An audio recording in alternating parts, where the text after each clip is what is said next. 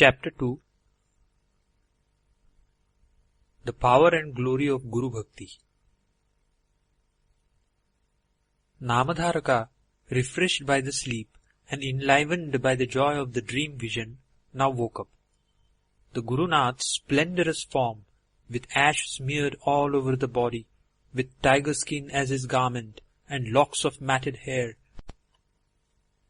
and with looks overflowing with love and compassion, the dream vision stood indelibly imprinted on his mind.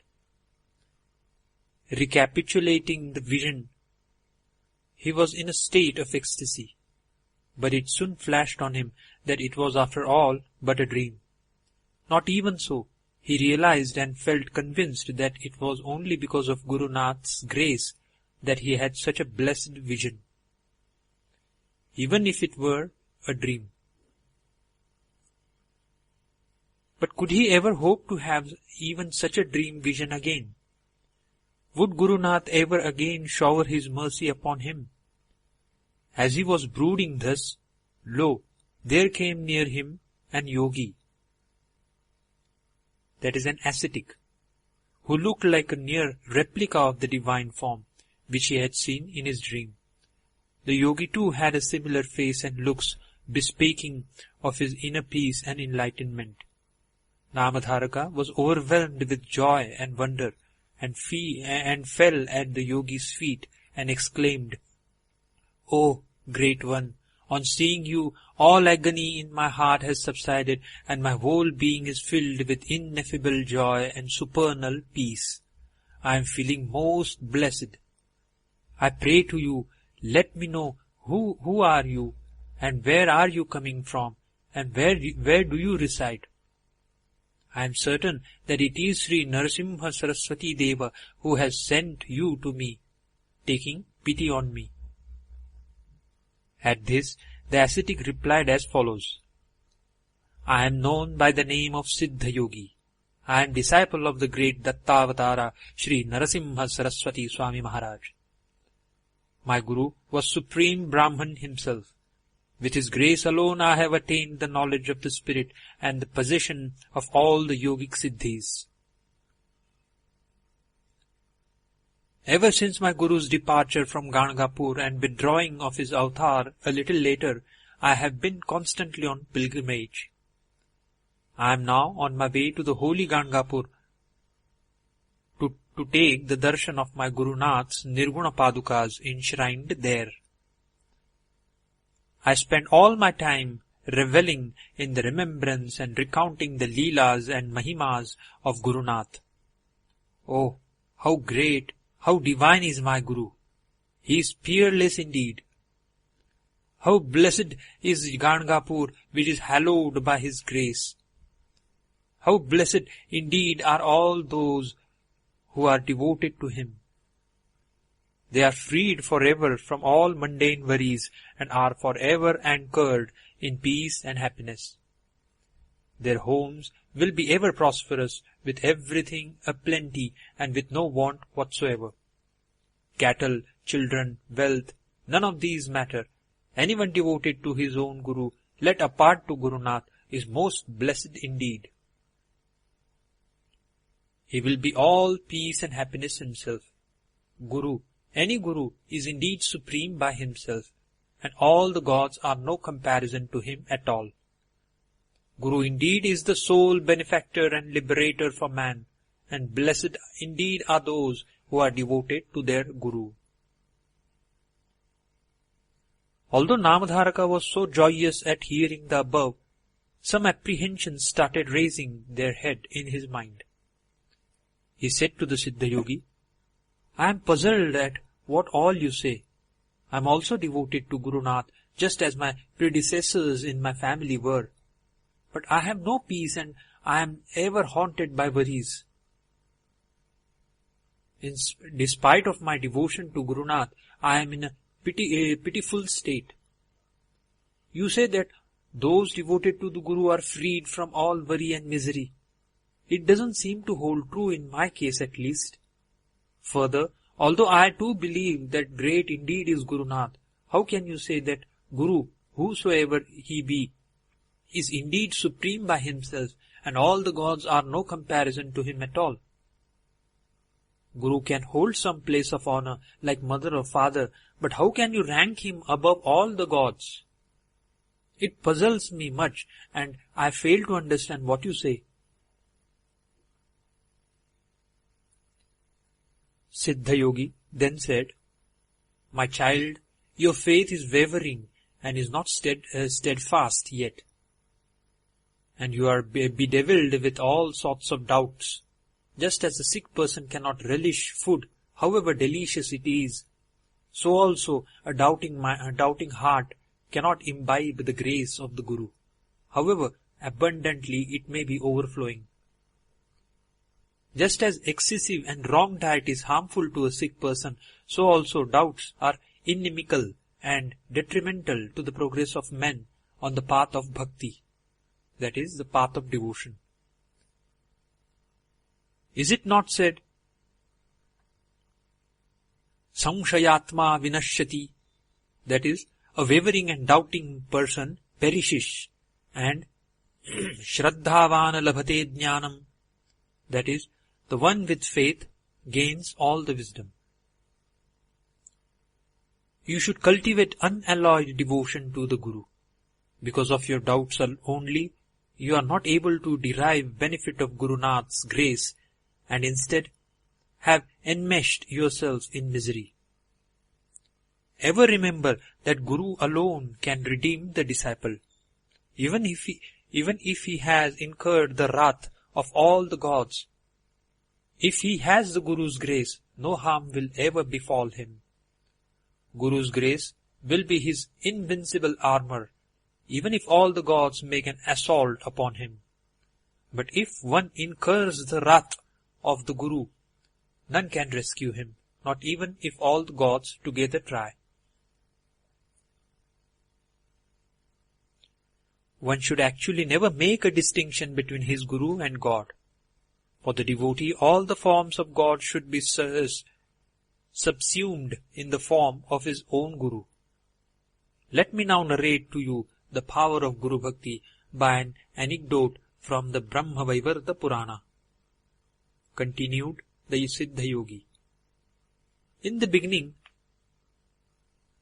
Brahmadeva created the cosmos, and along with it the four Vedas too, the repositories of all wisdom, and which enunciate the code of conduct for man, for the upkeep of harmony in the universe.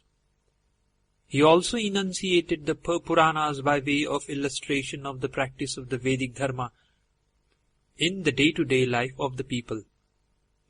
He also created the four Purushas, assigning to each one of them the rule of each of the yugas respectively. He does this in each one of the kalpas, that is cycles.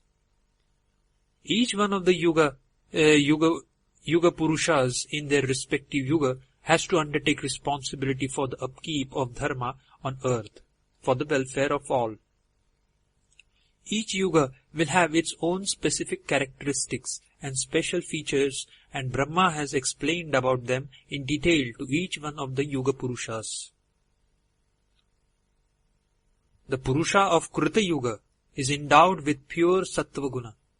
The Purusha of Treta Yuga has Sattva and Rajas mixed in him.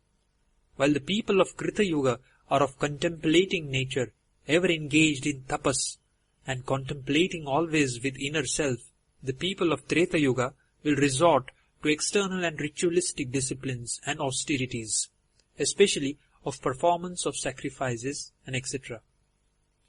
The Purusha of Dwapara Yuga is predominantly Rajasic, and he always carries bow and arrows in his hands.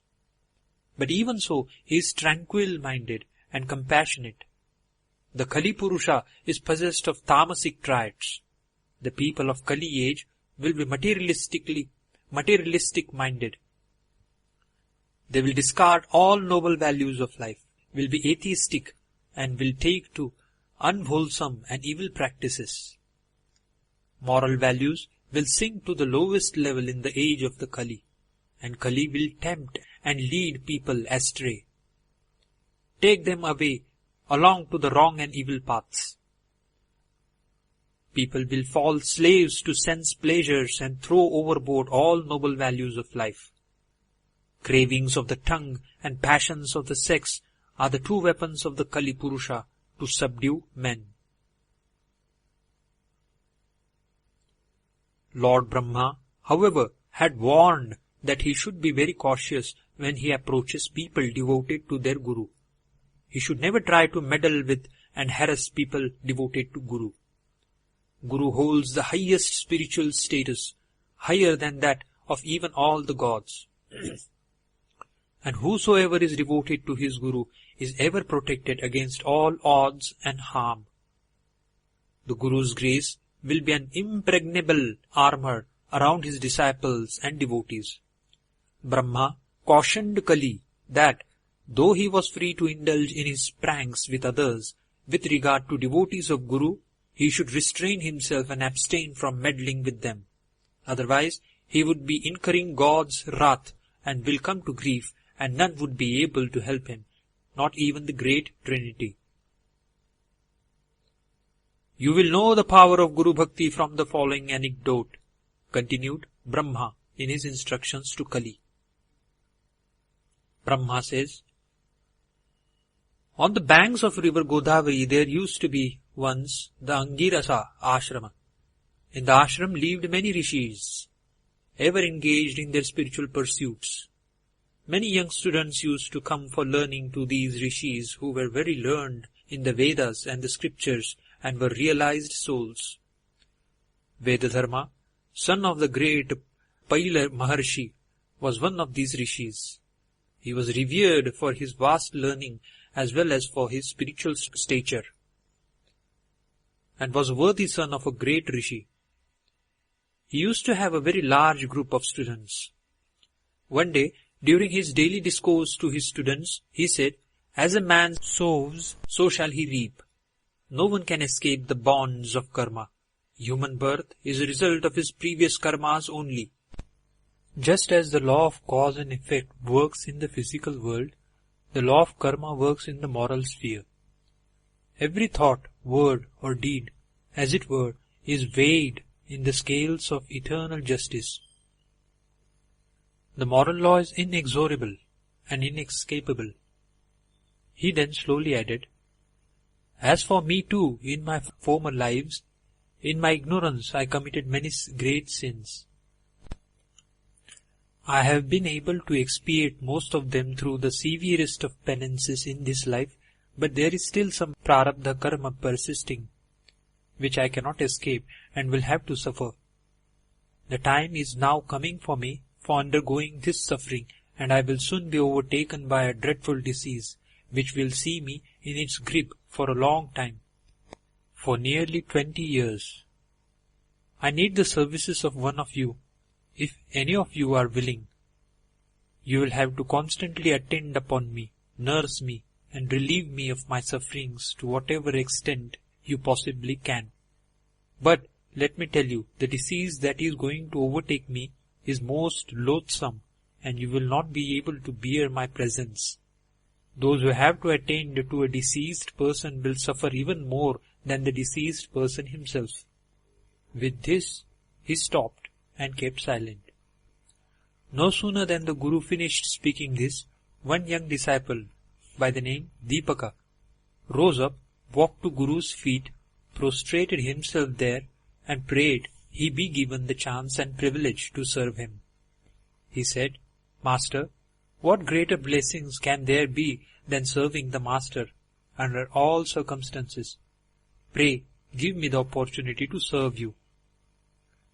Vedadharma said that he was setting out on a pilgrimage to the holy Kashi, as the disease which would be overtaking him could be fatal, and that he would like to breathe his last on the banks of the holy Ganges at the feet of Lord Vishwanath. Vedadharma then entrusted his other disciples to the care of other rishis, and he set out to the holy Kashi along with Deepaka. There he settled down at Kambaleshwar on the northern bank of Manikarnika. In a few days, the body of Vedadharma was overtaken by leprosy, and day by day the disease was fast spreading, ravaging the whole body. Flies made almost a permanent habitation on the sores of Vedadharma's body. Hardly could he sleep, and he was suffering in agony all the time. He grew highly irritable and peevish, and for everything he used to blame Deepak. He used to treat the disciple very harshly. He used to scold him for not cleaning his sores properly, and when he was cleaning the wounds, he used to flare up and howl that he was causing him pain. He used to complain that the food Deepak was getting for him was not good. But Deepak used to bear it all calmly. While at the same time, he also felt sorry for the agony and suffering of the Guru, which he was not able to alleviate, however much he served him. He strove all the time, trying to make his Guru as comfortable as possible. He himself used to hardly sleep, nor used to eat properly, and all the time of the day he was attending up to the Master, catering to his needs. The young boy's dedication and love for his Guru moved the hearts of the Trinity. One day, Lord Shiva, that is Lord Vishwanatha, appeared before Deepak and said that he was immensely pleased with his Guru Bhakti and Guru Seva, and that he came to him in order to give him whichever boon he might ask for. Deepak said that without his Guru's explicit permission he would not do anything, and that he would therefore ask his Guru first as to what he should do and what boon to ask for. Lord Shiva said, "Then you go and get your Guru's permission for asking the boon. I will be waiting here for you. I shall give you whatever you ask for." Deepak told the Guru about this and said that he would seek boon from Shiva for the cure of his, that is Guru's, dreadful disease. The Guru instantly flared into a rage and said that he should not seek any favour from anyone for the redress of his suffering. He said he will have to expiate his karma by his own suffering only. Deepak went back and told Lord Shiva that he had nothing to seek from him. Brahma and Vishnu also later appeared before Deepak, and they too offered boons, pleased with his Guru Bhakti. At the behest of the Guru, he turned down the offer of these gods too. Then the gods said, "When we, the supreme gods, who are higher than any being, are graciously offering you boons, is it not foolish of you to listen to the perverse behests of your Guru and spurn down the blessed opportunity come to you?" Deepak replied, "Pardon me, sirs, there is none equal to the Guru. Guru is higher than even the highest gods. Whatever I ever yearn for is only my Guru's grace and not the favour of anyone else. If you are still keen on granting me some boon, please bless that my devotion to my Guru will only grow more and more and will never slacken and waver." The gods blessed him accordingly and disappeared.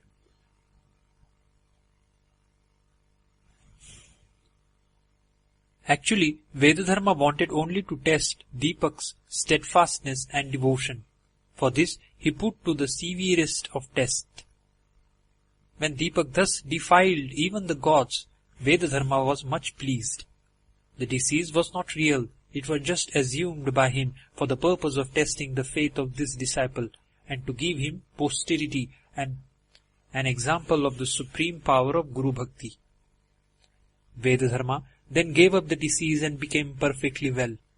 He embraced Deepak. He lauded him for his steadfast devotion to the Guru even under the severest of trials and tribulation.